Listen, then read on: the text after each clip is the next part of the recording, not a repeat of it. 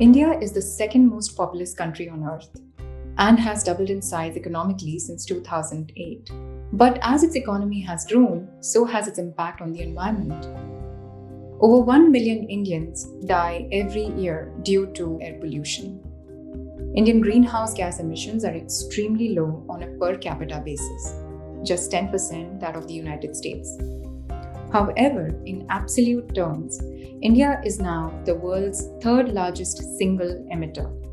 Where India's emissions go from here are critical not only for its own contribution to climate change, but for what it says about dozens of developing countries whose emissions are on track to accelerate exponentially as they grow. This is why the deployment of clean energy technologies is critical.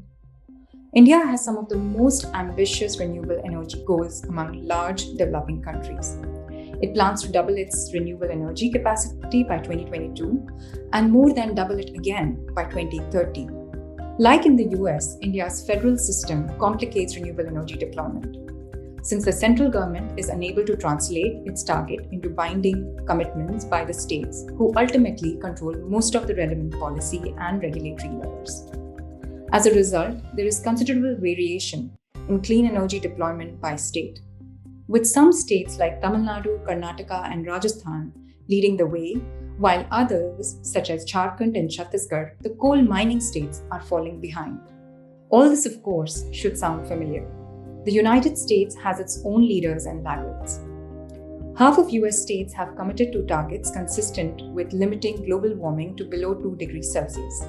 This is why CSIS has put together the US-India Clean Energy Leadership Group, a collection of enthusiastic state officials from both countries to discuss common challenges and share innovative clean energy solutions.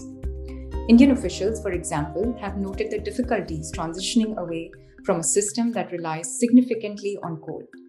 India's weak grid and utilities continue to hold back renewable energy deployment.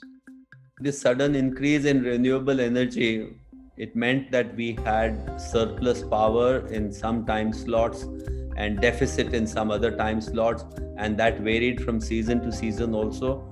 So since we gave a must-run status to renewable energy, there was no back down of renewable energy.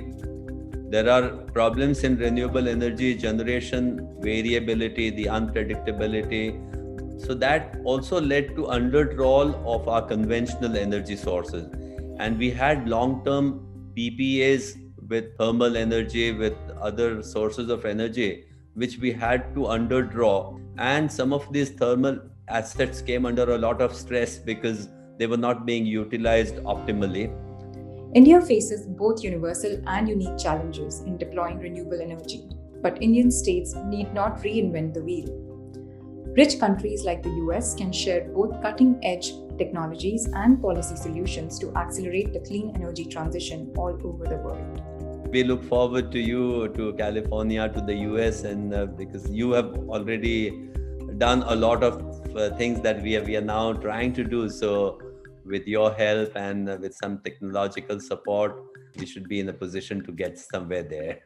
California has a long history of leading in environmental issues and progressive policies to address those problems. And energy is no exception. We've led in renewables, the renewables portfolio standard, also transportation. It's also about local rooftop, small scale, in the distribution network types of renewables. Though the US does not exactly have all the answers, there are some clear lessons Indian states can learn from their experience. Having a public process that's transparent and accountable and brings all the stakeholders to the table gets a better result. If we can all agree on what the plan is, what the long-term goal is, what point B we're trying to get to.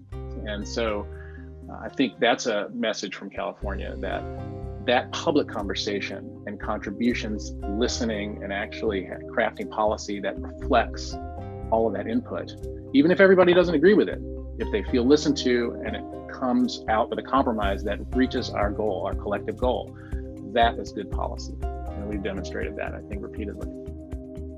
As we launch the second phase of our Clean Energy Leadership Group, the energy transition is accelerating, and calls for raised climate ambitions are only growing louder. It will be essential that policymakers on the ground have forums where they can share lessons and learn from each other's mistakes.